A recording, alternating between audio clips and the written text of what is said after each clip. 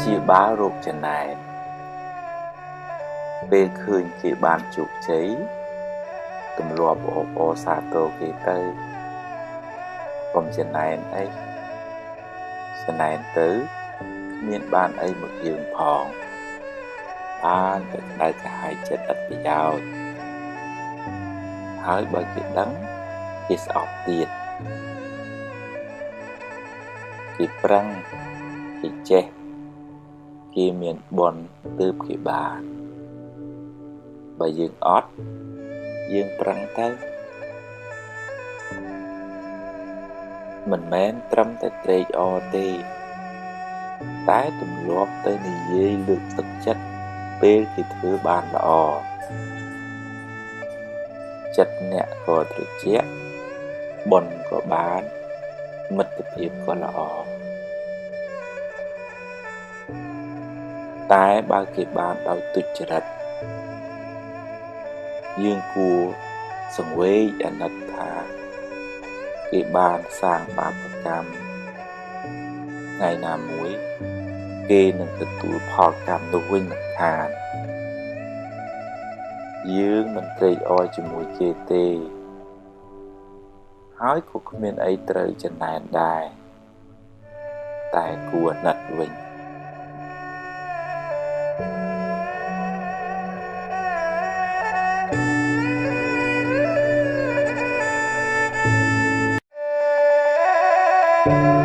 មនុស្សចិត្ត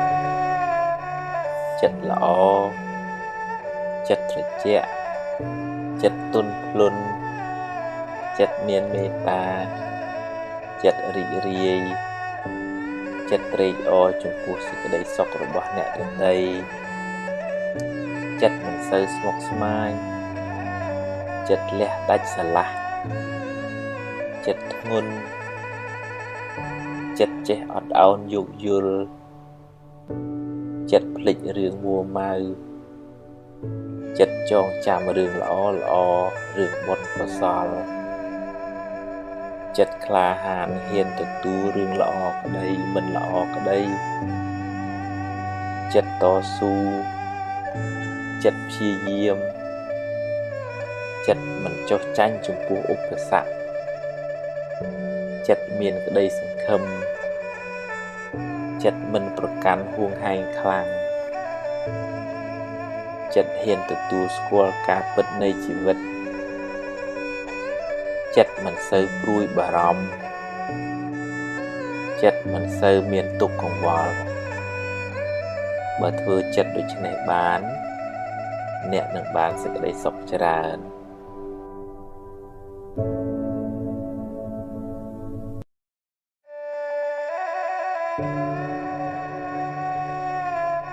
ពពកខ្មៅនៅលើក្បាល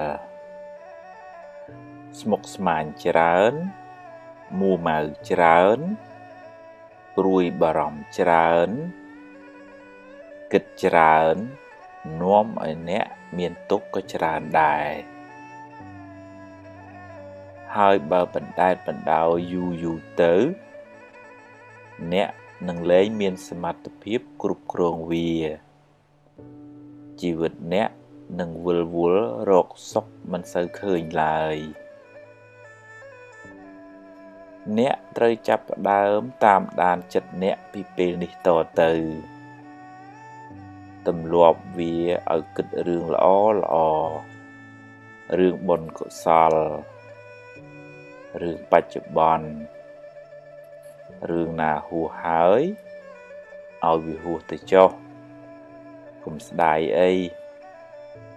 ហើយរឿងណាមិនទាន់មកដល់ទេក៏កុំកើតទុក្ខពេកអីដែរជួបរឿងណាដោះរឿងនឹងទៅរៀនទាញចិត្តអ្នកឲ្យចេញពីរឿងមួម៉ៅក្តៅក្រហាយទាំងឡាយវាពិបាកណាស់តែអ្នកត្រូវតែទម្លាប់បន្តិចម្ដង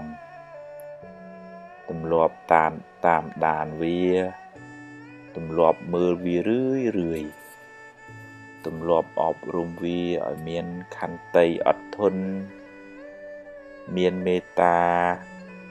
មានភាពរស់រាយរាក់ទាក់អត់ឱនយោគយល់មានបញ្ញាស្មារតី